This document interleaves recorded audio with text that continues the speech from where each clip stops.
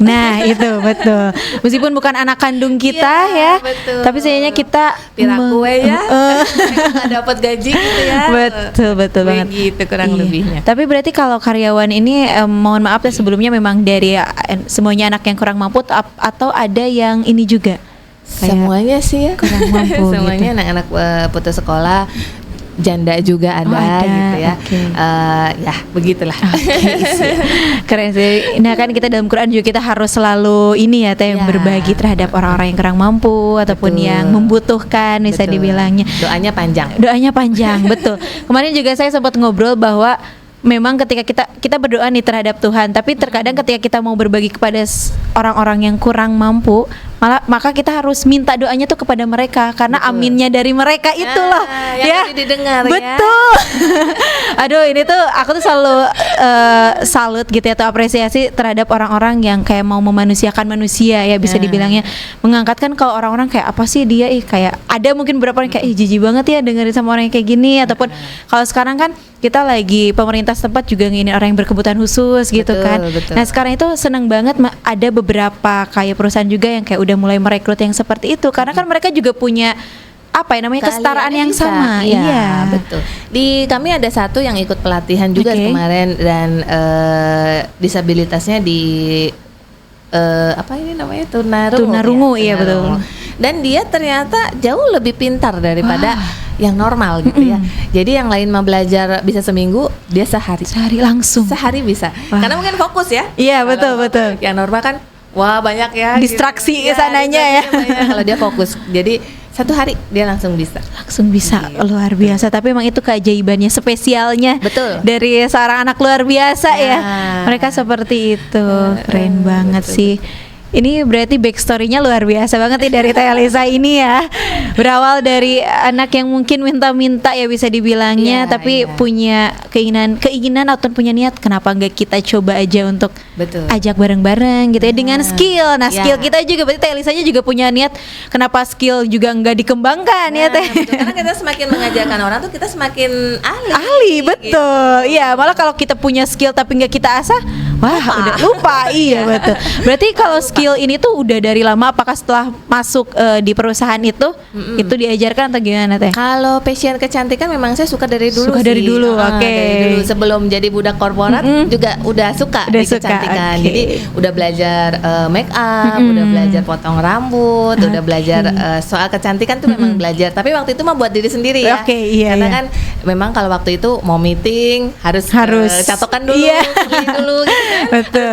Make up dulu. Jadi itu emang udah dari lama saya bisa. Nah, cuma pengembangannya setelah saya punya tujuan untuk punya salon, karena kalau sayanya tidak update, anak-anaknya juga nggak akan update ilmu. Makanya saya akhirnya begitu anak putus sekolah yang saya latih ini suka, seneng dengan apa yang saya kasih, kemudian mereka serius menekuni tata kecantikan, lalu saya belajar lagi. Saya belajar lagi ke Rudi Hadisuwarno di Bandung untuk mendapatkan ilmu lagi kan. Gitu. Akhirnya ilmu yang saya dapat dari sana bawa pulang, ajarin lagi gitu. Jadi semakin anak-anaknya semakin pintar, ya kitanya juga bakal semakin pintar sih. Betul. Wah, keren banget. Tapi memang seperti itu sih, kita jangan pernah puas dengan apa yang kita punya ya Teh. Harus terus belajar. Tapi keren sih Teh langsung ke Bandung gitu. Apalagi Rudi Salon itu sebuah salon yang luar biasa, terkenal banget gitu, dan sekarang bisa kita ajarkan juga ilmunya ya terhadap anak-anak yang lain. Berarti kalau pelatihan ini sering dilaksanakan per bulan ataupun per apa gitu Teh? Biasanya kita buka latihan dalam 1 tahun itu 2 kali sih. Nanti kita bisa umumkan juga gitu ya. Biasanya saya suka titip-titip flyer nih. Kalau misalnya sebelum di flyer udah banyak nggak dibuka lowongan ya. Kadang-kadang ada anak yang memang putus sekolah atau prasejahtera ya, suka datang terus Bu minta ajarin gitu, hayu kata saya Teh. Tapi ya gitu, kadang-kadang ada aja sih namanya anak ya. Maaf ya, misalnya memang prasejahtera tapi tidak punya jiwa meningkatkan hidup gitu, ada aja gitu. Jadi pas begitu dilatih sekali datang, besoknya udah nggak ada. Ada yang begitu juga gitu. Jadi ya dari 20 orang misalnya ya dalam setahun itu yang saya latih cuman bisa jadi 3. Kurang lebihnya begitu. jadi 3 karyawan. Iya, jadi 3 yang orang yang bisa gitu dan mau bekerja, mau belajar gitu ya.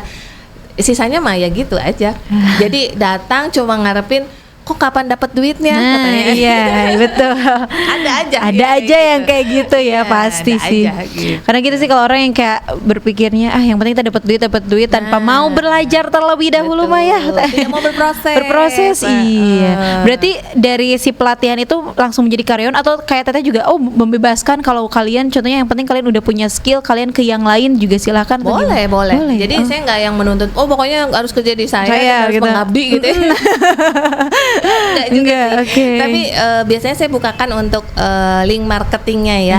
Misalnya saya buka home service. Jadi kalau anak-anak habis pelatihan kan biasanya dia masih grogi atau gimana. Yuk kita keliling dulu gitu ke rumah-rumah. Tapi dengan harga-harga murah dulu.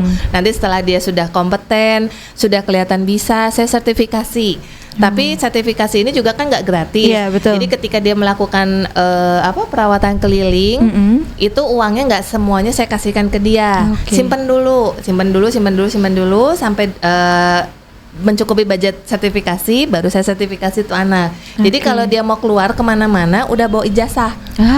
Gitu. Makanya yang saya bilang pendapatan salon saya itu kurang lebih setelah itu dibagi ke anak-anaknya untuk gajiannya. Sisanya itu dikembalikan untuk ke yayasan. Yayasan saya punya yayasan dan punya sekolah untuk anak putus sekolah. Kayak kalau zaman dulu tuh kayak paket ABC tuh. Iya betul. Itu kan pembiayaannya tidak ada. Jadi dibiayai dari salon itu. Anak-anaknya kan putus sekolah. Disekolahin di namanya Saraluna PKBM-nya. Disekolahin di PKBM Saraluna untuk mereka sekolah mendapat ijazah tersertifikasi. Setelah itu silahkan. Kamu mau keluar, kamu mau apa? Bebas. Wah, keren sih ini.